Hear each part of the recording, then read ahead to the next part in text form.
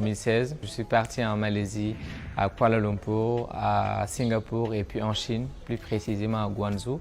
Et quand je suis rentré de ce voyage-là, ça m'a tellement donné envie. J'avais commencé à voyager dans le Sénégal à travers le concept que j'appelais un week-end, une ville.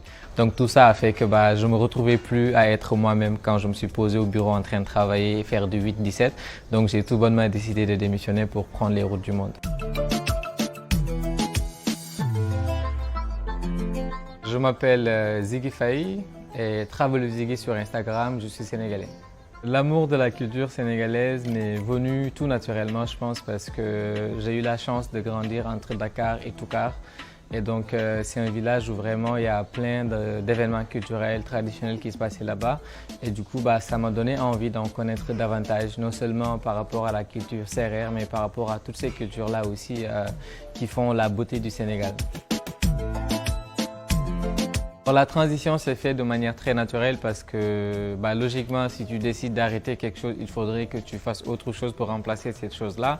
Et donc quand j'ai décidé de démissionner, il fallait que je montre à ma mère que entreprendre était possible. Du coup, pour entreprendre, il faut naturellement faire quelque chose qui te passionne. Et donc je me suis dit, je vais essayer de monétiser cette passion-là que j'ai du voyage. Et c'est comme ça que j'ai commencé en fait.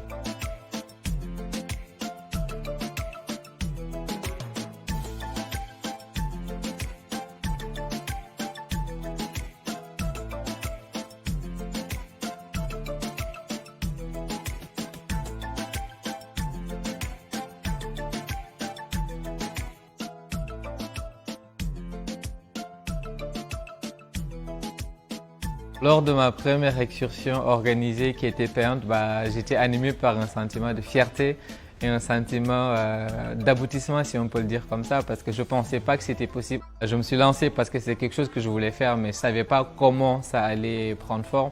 Mais je me suis tout bonnement rappelé en fait que si j'ai réussi à faire le premier voyage, la première excursion payante et que ça avait un succès, ça peut forcément donner.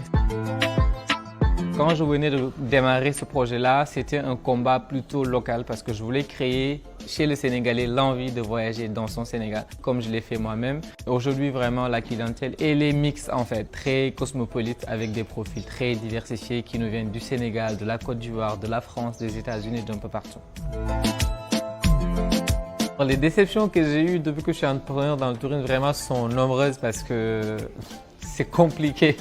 Les gens ne respectent pas leur engagement parce qu'au Sénégal, on n'est pas très contractuel, on va dire. Mais c'est des leçons que tu apprends, que ce soit pour des partenaires de transport qui te louent des bus, que ce soit des partenaires hôteliers qui à la dernière minute te disent on ne peut plus te donner 40 chambres, mais on peut juste en donner 30 parce qu'on n'a plus de place. Plein de choses qui se passent. C'est des leçons que tu apprends en tant qu'entrepreneur et ça te permet aussi en fait de mieux t'adapter et de faire des contrats beaucoup plus structurés pour un peu éviter tout ça. Ça va être compliqué de décrire le Sénégal en une phrase, mais je vais essayer en disant que le Sénégal, c'est un pays de la paix, de l'hospitalité, du soleil et du poisson frais.